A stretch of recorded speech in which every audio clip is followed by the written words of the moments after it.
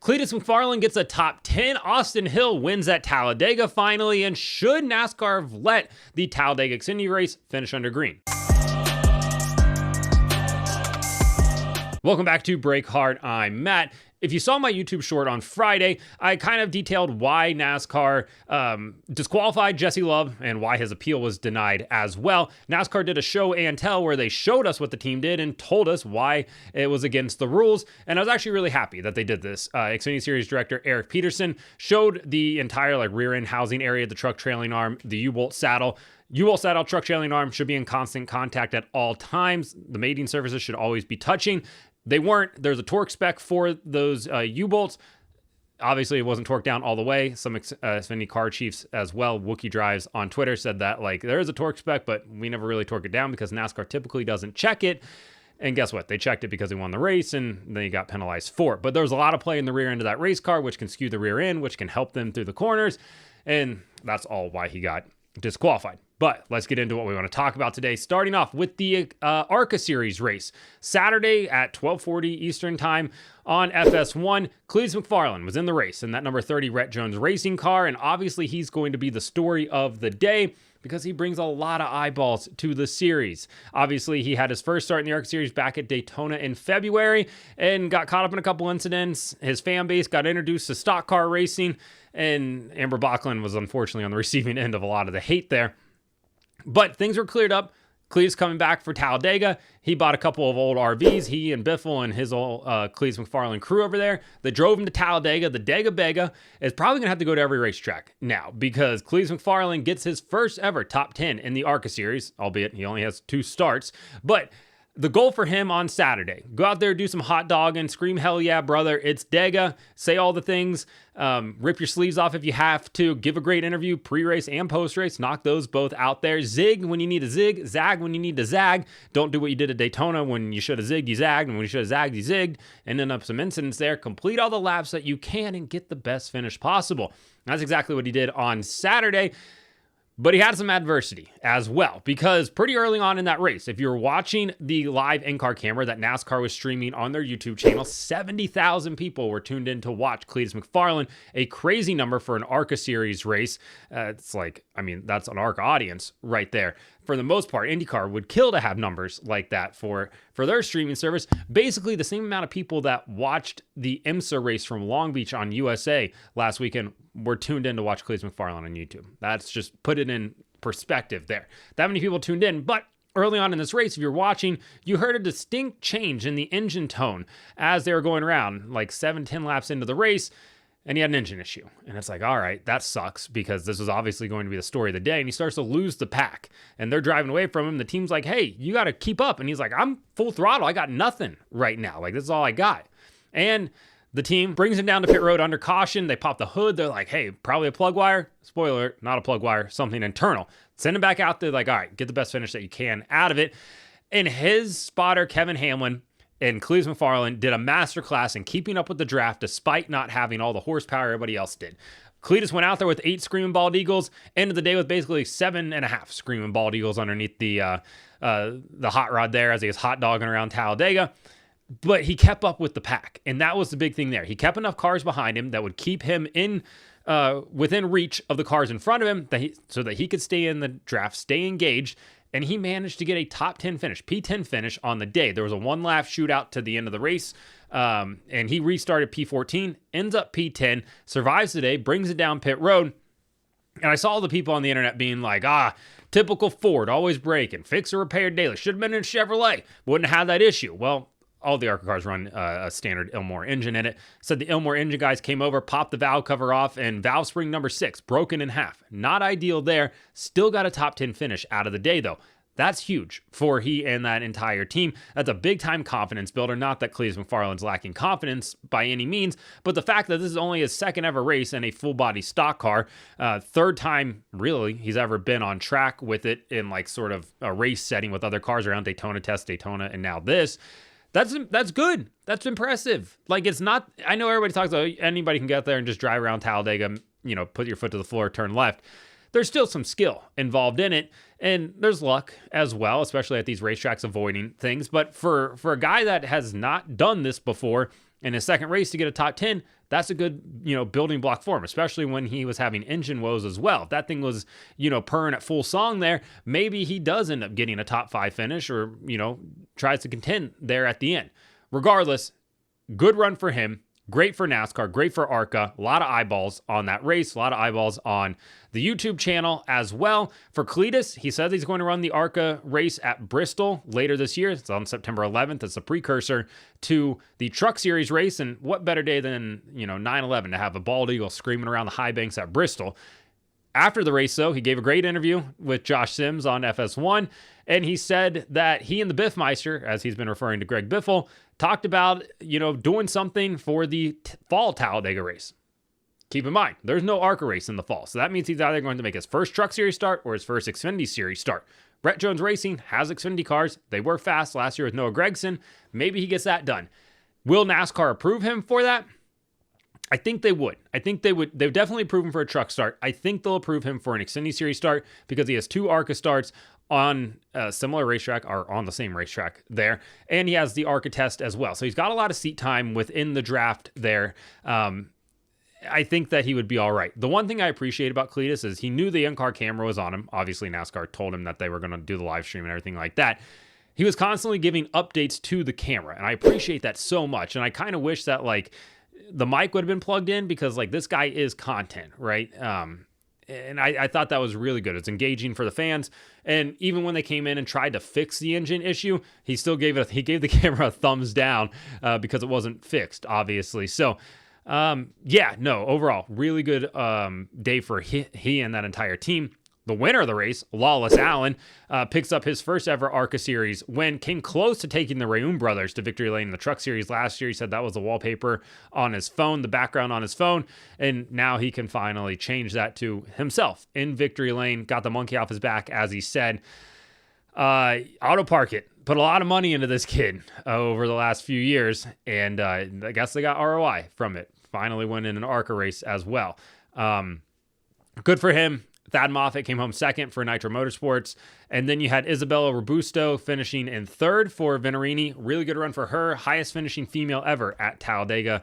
I believe in any series, I think. So good run for them. Good run overall for the ARCA Series on Saturday. All right, let's get into the Xfinity Series race real quick. Let's recap what happened in stage number 1. Jesse Love won stage number 1. Stage number 2, Austin Hill won stage number 2. The stages at Talladega are kind of pointless. So 25 laps. Second stage is about 19 laps because the stage cautions, 17, 18 laps, somewhere in that range. So that's kind of pointless for the most part. Stage number 3 is where things got interesting at. We had green flag pit stops. Nobody wrecked coming to pit road. Surprised by that. Jesse Iwuji was in the race. I would have put money on him wrecking coming to pit road. I'll be honest. Didn't do it. So tip of the cap to him for not destroying a race car, getting to pit road.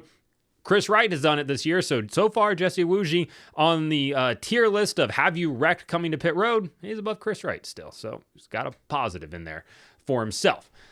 Let's talk about the finish, the closing laps of this race, because that's pretty much what everybody wants to talk about here. I will say this. Jeb Burton earlier in the race, I tweeted out that he's terrible at drafting races, despite having 2 wins at Talladega. And I somewhat stand by that because the guy gets juked out all the time, and his reactions to a lot of moves that are being made behind him are very late, and it's put a lot of people in bad situations, causes some incidents at times. And at the end of this race, he put himself in position to win this race. And coming to the white flag, I really didn't think Jeb Burton had a shot to win this race. Puts himself on the bottom lane there, leading the bottom, gets himself in position. Connor Zilisch is your leader. He's got Jesse Love behind him. Coming down the backstretch, Jesse Love goes to make a move to the left. Connor Zilisch reacts to it and reacts basically at the same time that Jesse's making the move there. Jesse Jesse turns him and sends Zilisch to the inside. He pounds the inside wall hard, gets the car up off the ground, comes back to a rest. NASCAR throws a caution, and everybody's sitting around waiting, and it looked like Jeb Burton was your winner, and NASCAR has all 3 cars sitting on the front stretch there. You got Austin Hill, Jesse Love, Jeb Burton, waiting for NASCAR to make a decision. Ultimately, NASCAR decides that the 21 of Austin Hill is your winner, his first ever race win at Talladega. He goes to victory lane, Jeb Burton second, Jesse Love in third. And then we have the ensuing controversy. Jeb Burton believes that he actually was leading at the time of the caution, and the CW showed him multiple different shots of the finish there, what NASCAR used to determine the timestamp that they said the caution came out, lined up with the video that they had. And it was a weird angle. Jeb contends that his car was in front, and he thought it was very obvious that it was. I think going back to look at it, the angle that he saw, which was kind of from behind and looking at the cars as they were going down the backstretch, I say behind. It was a profile angled behind looking towards the left. So you can see it right here. Obviously, I don't know why I'm trying to explain it to you. There's a visual. This is a visual element, Matt. Why don't we figure this out? It's a weird perspective, but ultimately Austin Hill is ahead because when you look at the oncoming shot where they're coming at you towards the camera, you can see the 21's clearly ahead of the 27 and the 2 there for the most part. But yeah, it was a question in Jeb's mind, questionable there at the end. The joke, we sat around for all of that just to watch Austin Hill win again. Those RCR cars are fast. They're like DEI in the 2000s. They are untouchable right now. They can make moves whenever they want. With like 2 laps to go in this race, Jesse Love was like 3rd or 4th car on the top. I was like, this dude has no shot because I thought he was buried too far. But when you have speed and you have a car that works, you can make moves, and they made moves, and hats off to them because they absolutely got it done. Obviously, Jeb Burton, that team, they've got ECR engines in there as well, so they got some horsepower behind it.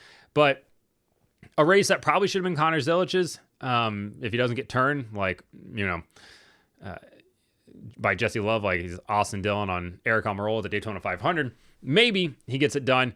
Ultimately, he ends up crashing the inside. Took him a while to get out of the car, and we'll get to that in a second.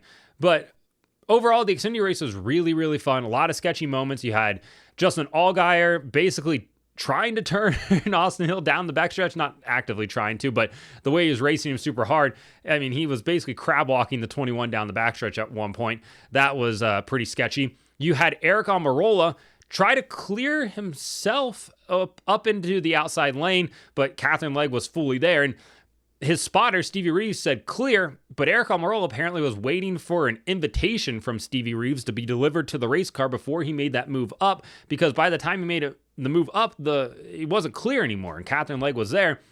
Catherine contending for a top 10 finish in this race when that happened. So hats off to her for getting the car up there and getting a good rebound from all the controversy surrounding her unfairly over the last couple of weeks. The Almirola gets turned into her. They come back down the racetrack, catch Brandon Jones. Not ideal for them. Bad day to be a Joe Gibbs racing car if you're not named Taylor Gray. The other 3 all had some sort of issue or incident that they were involved in.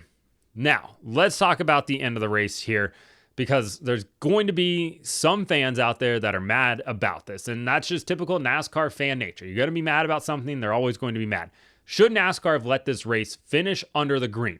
Now, as a single car incident, Connor Zilich gets turned by Jesse Love down the backstretch, broke the bro code, as Jesse Love said, which I was like, oh, shoot.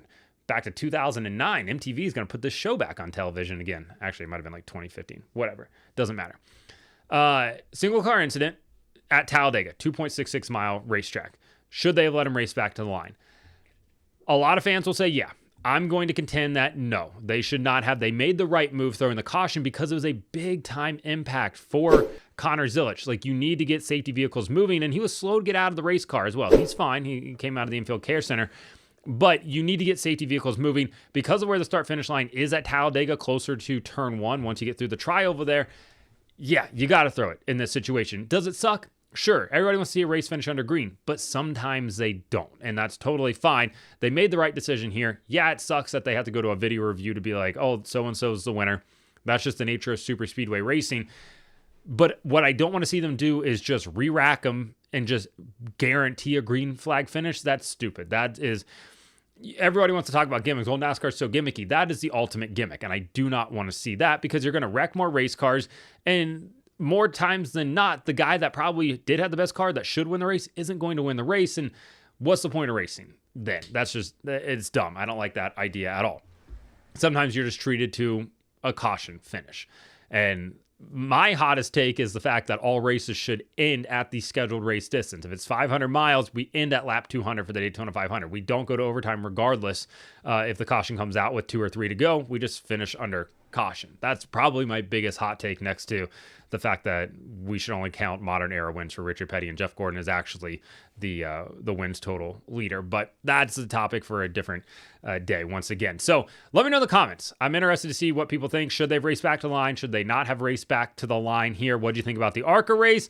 And give me your thoughts on the Xfinity Series race as well. Like and subscribe to the channel. Follow me on TikTok at BreakHard, Instagram, Twitter, and Facebook at BreakHardBlog.